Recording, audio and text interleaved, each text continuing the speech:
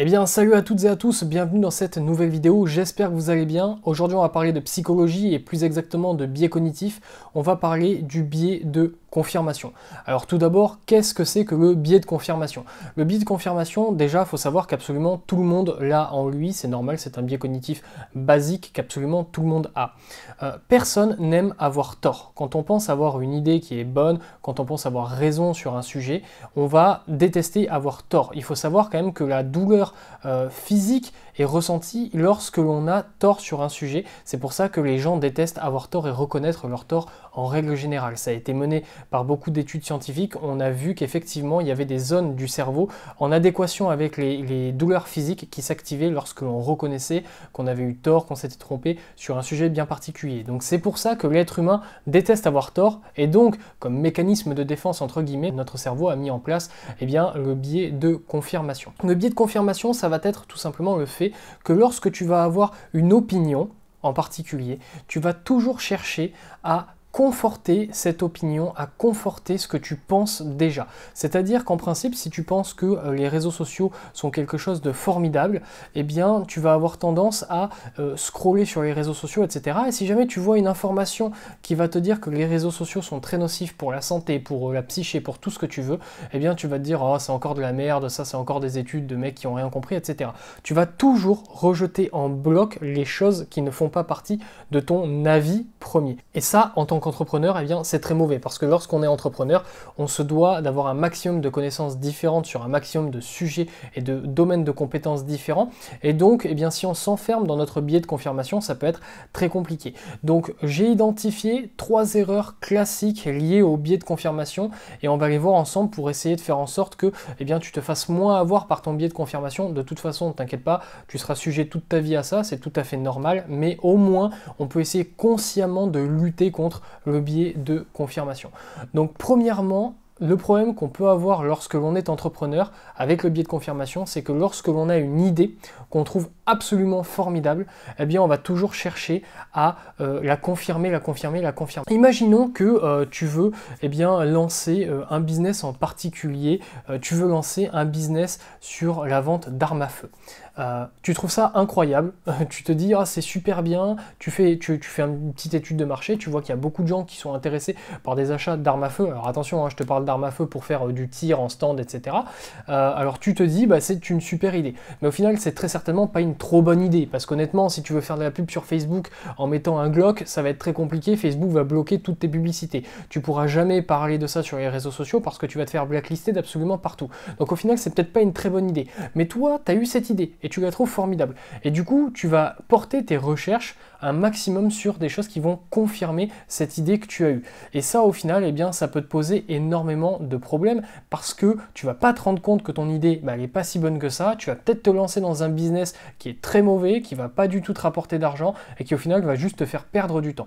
Donc, très important, lorsque l'on a une idée, ne pas se faire avoir par son biais de confirmation et chercher aussi la négativité là-dedans. Chercher des études qui montrent que notre idée, elle est nulle. Alors pas forcément, il ne faut pas se dégoûter d'absolument tout, mais au moins chercher d'avoir le côté opposé de la barrière et le côté qui dit non, ce n'est pas une bonne idée. Après, tu pourras prendre ta décision en âme et conscience, mais au moins tu auras toutes les informations nécessaires pour savoir si oui ou non, ton idée, elle vaut quelque chose. Le deuxième piège qu'on va voir ensemble avec le biais de confirmation, et ça touche beaucoup d'entrepreneurs, c'est la présupposition du persona. Alors là, on dirait que je t'ai parlé en fourche-langue, pas du tout.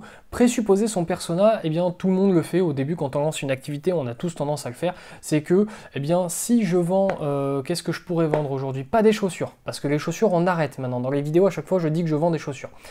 Si je vends, disons, j'ai pas d'idée. Je coupe et je reviens. Bon, j'ai trouvé une idée, elle est un peu pourrie, mais au moins elle expliquera parfaitement le sujet. Imaginons que tu veuilles vendre des cartes Pokémon. Bon, t'as pas le droit, mais on s'en fout. Là, dans ce monde-là, t'as le droit. Tu veux vendre des cartes Pokémon. Qu'est-ce que tu vas te dire en premier sur ton persona? Donc le persona, c'est en marketing, je le rappelle, la personne idéale, entre guillemets, à qui vendre c'est son produit, son offre. Tu vas te dire que ton persona idéal, c'est un enfant de 6 à 10 ans qui veut acheter un maximum de cartes Pokémon. c'est une très bonne idée, ton persona il est pas trop mauvais, mais en vérité si tu regardes les statistiques etc, tu vas te rendre compte qu'il y a énormément et de plus en plus de gens qui ont la vingtaine et qui achètent des cartes Pokémon. Et donc au final ton idée de persona elle est pas si bonne que ça, parce qu'un enfant de 6 ans il n'a pas un pouvoir d'achat de ouf, mis à part les 10 € que sa mamie elle lui donne une fois par semaine ou une fois par mois, tu vois ce que je veux dire, alors que quelqu'un de 20 ans, lui il a quand même beaucoup plus de capacité financière d'acheter tes cartes Pokémon. Alors là je t'ai donné l'exemple des cartes Pokémon, c'est le pire exemple du monde parce qu'évidemment t'as pas le droit d'en vendre, mais comment dire que sur n'importe quel produit, tu vas souvent présupposer d'un persona, et parfois ça peut être le bon évidemment, mais fais des recherches un maximum sur ça pour éviter que ton biais de confirmation, dans ta tête tu te dises oui non mais c'est évident, je veux dire qui achèterait des cartes Pokémon à part des enfants de 6 ans? Non mais franchement, qui joue à Pokémon? Non mais, tu vois ce que je veux dire. Et au final, eh bien là, tu vas te perdre, tu vas être bloqué dans ce cercle vicieux de la confirmation et tu vas avoir que des trucs qui vont faire que tu vas te dire, bah oui, c'est évident, j'ai la bonne idée. Donc essaye de ne jamais présupposer ton persona tu le trouves en faisant des études démographiques, etc. etc. Troisième chose, eh bien, c'est en général. En général, le biais de confirmation, ça peut faire beaucoup de mal à un entrepreneur parce que tu vas t'enfermer dans certaines croyances qui vont être des croyances limitantes. Imaginons que autour de toi, personne n'est entrepreneur et toi tu es né dans un milieu défavorisé ou dans un milieu ouvrier. Ton biais de confirmation, il va faire que tu vas forcément être poussé à te dire que tu ne peux pas y arriver, que c'est pas possible, que ceux qui réussissent, ils ont de la chance, etc. Parce qu'autour de toi, tu n'as aucun exemple de personnes qui ont réussi. Donc ton biais de confirmation, il va agir sur toi de telle sorte que toute la confirmation que tu vas pouvoir trouver autour de toi, eh bien, tu vas la prendre comme argent comptant et tu vas te dire, bah oui, c'est pas possible, c'est pas possible, c'est pas possible. Et au final, si tu ouvres ton esprit, et ça, c'est sur tous les domaines, et que tu essayes de regarder plus loin que ça, que tu essayes de voir des contre-exemples, etc., tu vas te rendre compte que souvent, ton biais de confirmation, eh bien, il se fout de toi complètement et que c'est possible de lancer une entreprise même si tu viens d'un milieu pauvre, etc. Et ça marche sur tous les domaines de compétences. Donc si tu as une idée, on va pas parler politique ici, mais imaginons que tu aies des idées politiques, ça peut être très intéressant d'écouter quand même les opposants à la personne que tu apprécies en politique, histoire de voir si elles ont quand même des arguments intéressants, parce qu'au final, tout le monde a plus ou moins des arguments intéressants, tu vois. Et sur n'importe quel sujet, ça va être le cas. Si tu te formes à l'heure actuelle dans le marketing, eh bien ne te forme pas avec une seule et unique personne, c'est pas très bon pour toi. Forme-toi avec le plus de gens possible afin d'avoir une vision la plus globale possible. Et peut-être que eh bien, ton biais de confirmation il va agir sur toi en te disant que cette personne-là elle a dit ça et tu aimes bien cette personne, donc tu vas confirmer. Une autre personne va peut-être dire complètement l'inverse et tu vas dire ah mais non mais c'est de la merde ce qu'elle dit, de toute façon elle fait pas de vente, etc. C'est pas intéressant. Alors que peut-être qu'au final, dans ce que la personne opposée à la personne que toi tu aimes dit, eh bien ça se trouve il y a des trucs super vrais, il y a des trucs super intéressants à prendre aussi en compte.